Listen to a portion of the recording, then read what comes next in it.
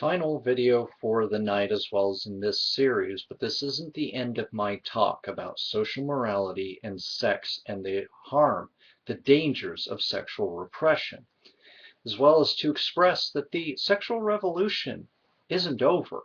It just went underground. And just because it's bubbling its way back up, you didn't put the genie back in the bottle with AIDS and the other social stigmas that you placed in place to try to make sex into the enemy.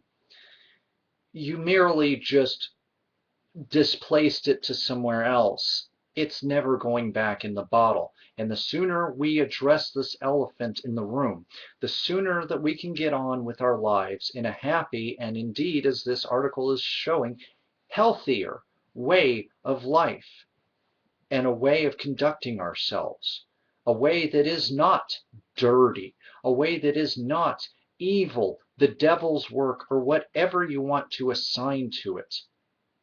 Something that has far more better reaching effects when done responsibly, safely, consensually, and without the presence or inclusion of children. So let's try to finish this up. Prevents erectile dysfunction. 50% of men older than 40 suffer from erectile dysfunction, and all young men fear the moment when they won't be able to get it up anymore.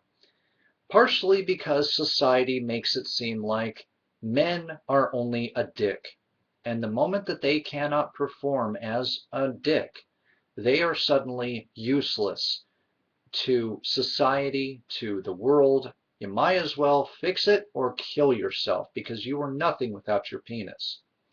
And no, I'm not kidding. I've started to see an uprise in certain feminist circles that that's all men really are.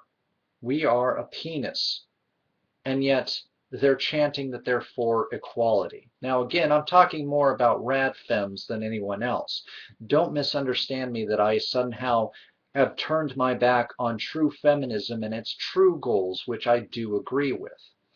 I just dislike some of the people who've hijacked feminism, such as Gail Dines, amongst others, and basically try to make these cases that men are basically expendable, and that women are all that there is, and all that shall be.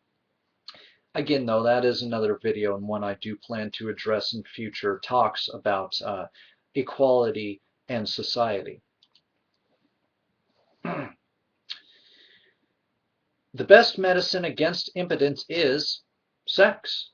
An erection keeps the blood flowing through the penile arteries so that the tissue stays healthy. Plus, doctors compare an erection to an athletic reflex. The more you train, the more capable you are to perform. In other words, a lot of you religious folk out there who are worried about having the big ED, as they call it in all those cleverly disguised erectile dysfunction commercials.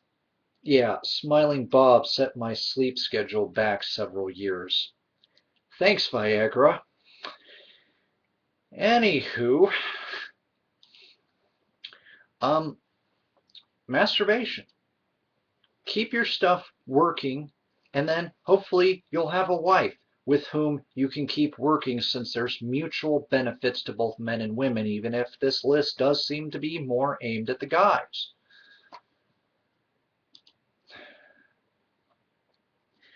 Live longer. Now this one I've been hearing for many, many years. A healthy heart, stronger muscles, increased circulation of oxygen, and happiness are some of the factors that add life to the years and, as results, years to your life. A study published in the British Medical Journal revealed that men who engaged in sex often lived twice as those who rarely had any action. And last but not least, though this one I personally don't care about, but we'll get to that, healthier semen. If you're trying to conceive, you increase the volume of semen if you have sex regularly. Regular sex replaces old sperms from the testicles. If there is a natural if there is a natural build of sperm, it can lead to DNA damage. Oh, build up of sperm, excuse me. It can lead to DNA damage.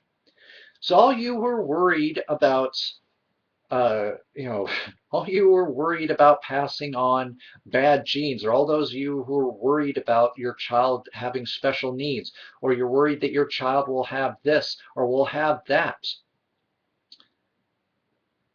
We can no longer stand on the shoulders of social morality and look down at people who masturbate. They look down on people who regularly maintain their body, not because they're driven to by some unseen force, but because their body is quite literally asking for it. We're worried about spawning more of gays.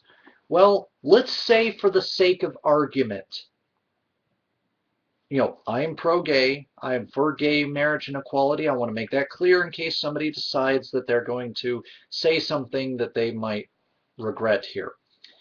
Let's say for the sake of argument that gay or homosexuality is a genetic defect.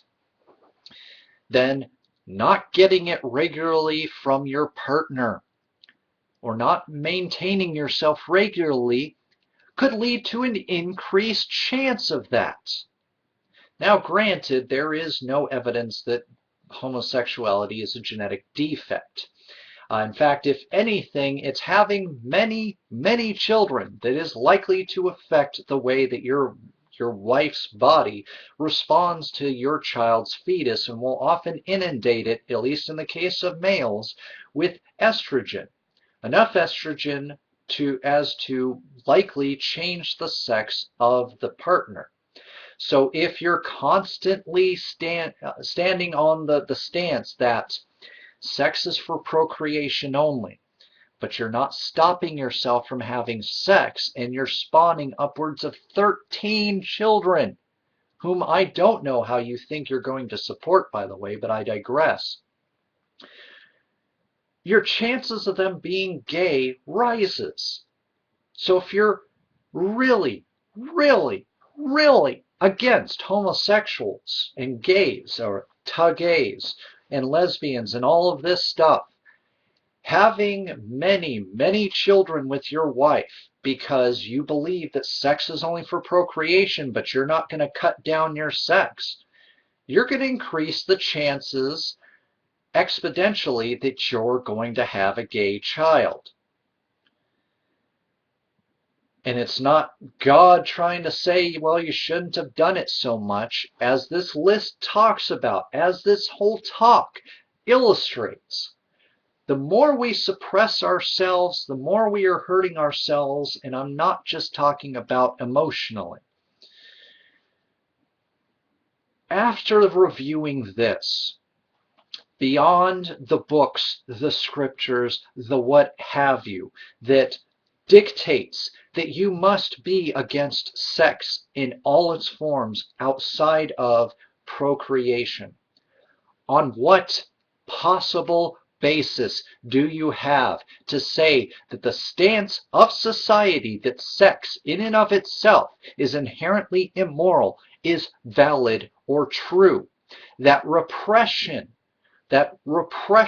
and suppression is healthy, is beneficial in any way, shape, or form. I've come with some science.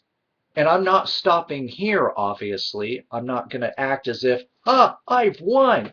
No, because I would be as bad as the worst of your debaters who do just that. This is merely a start, one of many that I hope to then do a lot more follow-through with. Because now this shifts things. I understand that I'm in front of you, not these researchers. So you're going to come after me. You're going to come after my character, my flaws, my problems. But the problem is that doesn't refute the studies. That doesn't break the science. If anything, that's just an ad hominem, which is not an argument. It's I don't like you, so I'm going to make you look like you're a complete and utter jackhole. And somehow that will invalidate the points that I cannot dismiss. Would you feel the same if your religion, if society itself rectified itself with sex and created a world where people can be allowed to have a healthy self-esteem, a healthy sexual self-esteem, and can express it in a safe, consensual, and responsible manner without the presence or participation of children? After all, in many of the social ills that you tend to talk about or talk against, your main criteria is just that two adult people are consensually involved.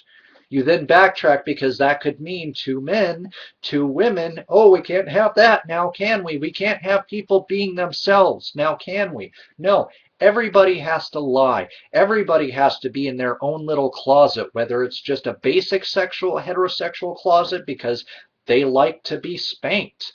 Oh, no, that's evil. That's bad. That's terrible. Or the people who, walk around thinking that their idea of lovemaking is deviant, evil, and should never be spoken of to anyone, let alone their most intimate of partners.